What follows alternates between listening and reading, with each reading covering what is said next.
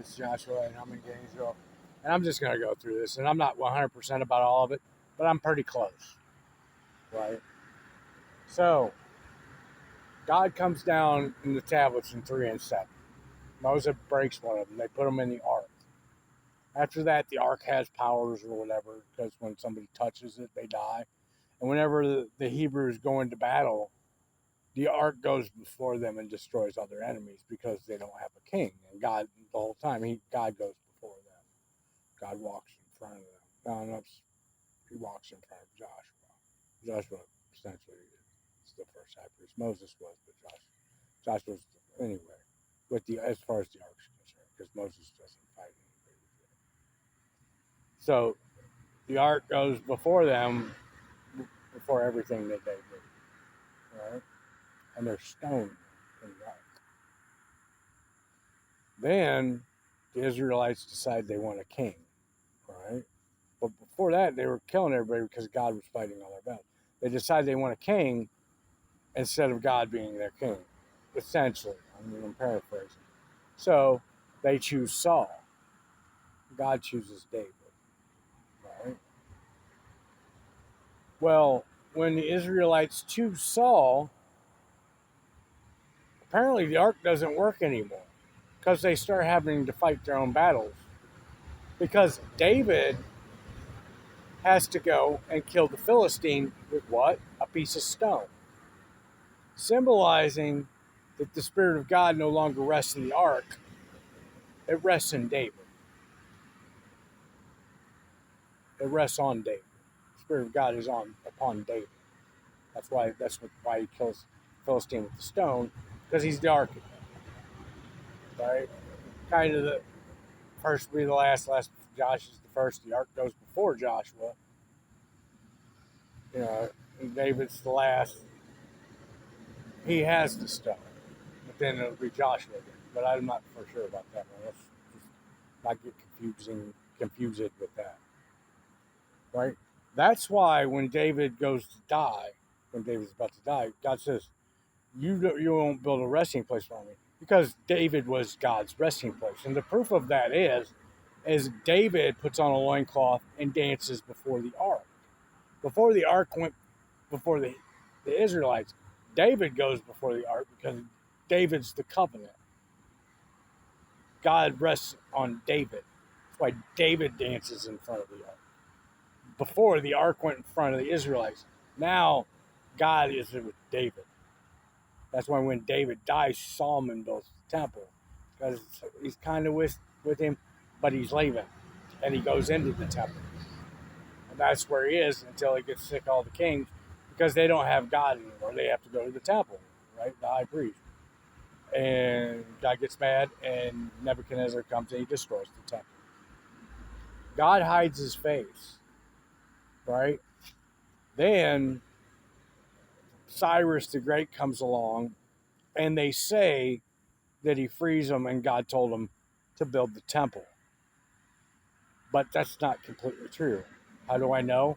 Because there's a thing called the Cyrus cylinder, and it's a decree of the Babylonians who had the Israelites captive, and in the decree, Cyrus doesn't mention Yahweh.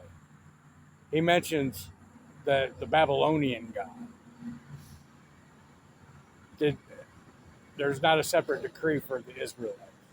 But he probably rebuilt their temple too.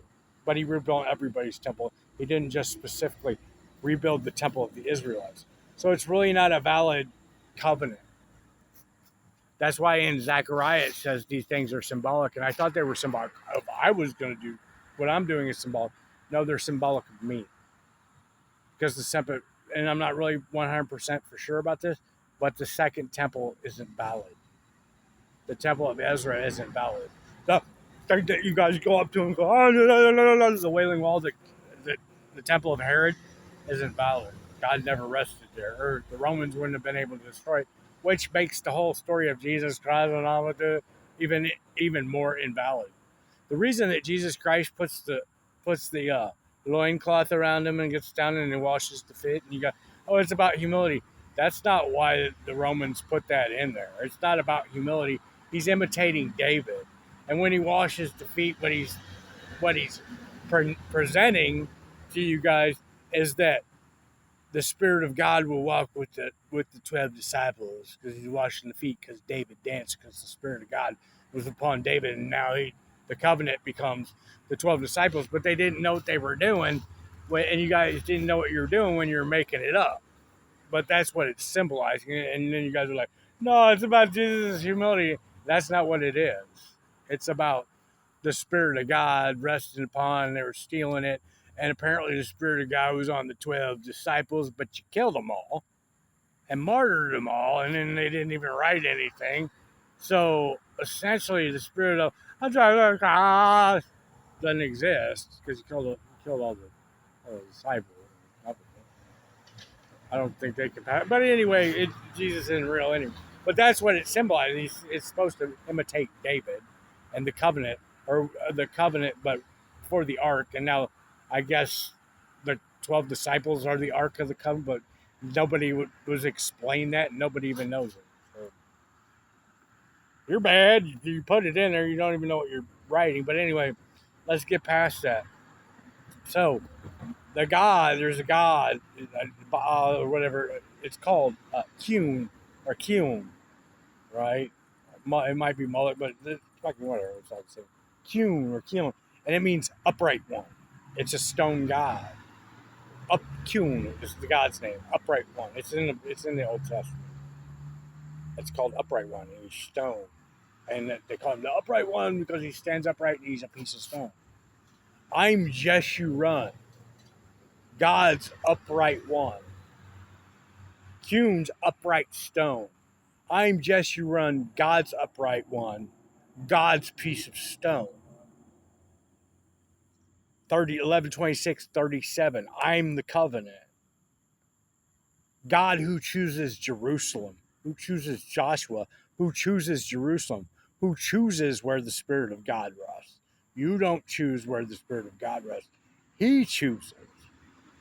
Jeshurun, my upright one, my piece of stone. My piece of stone,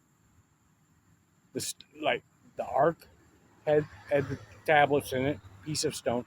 David slung a piece of stone. Now I am a piece of stone.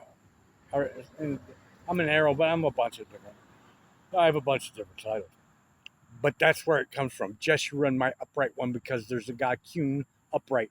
Jeshurun, the root of Jeshurun, yeah, it's Yeshua. The root is yes, right? Abel, in the fall, who gets killed by Cain, is Abel, right? The word yes in English is able, which means you can, and it's Able, or it's Ab, yeah. I don't know. Apple, yeah, apple. It's Le. Like I'm the apple of your eye, because apple is Le and it's not El. El means fall. David says the apple of my eye. Abel, Yeshurun, my upright one. But I mean, you guys can go look it up. There is a thing called the Cyrus cylinder, and it does say that. It doesn't say anything about Yahweh. It doesn't. I'm sorry, it doesn't. And why does David have to kill the Philistine if they have the ark? And why does he use a piece of stone? And why does he dance before the ark? And why isn't Jesus real? And why does Jesus put on a loincloth? And why does Jesus wash feet? And you guys don't even know what it's talking about. And why is Janus the god of gates? And Jesus, Janus says, you will enter through the gate, right? And Jesus says, there's another important part, and it's about a dream that I had. I'm not gonna put it in this video, but I'll share it later. But it has to do with the prophecies, and God specifically has given me two dreams. But this is the first one, and it's very important. I didn't really understand it. I was a little upset before I left Jacksonville, or yeah, Jacksonville, when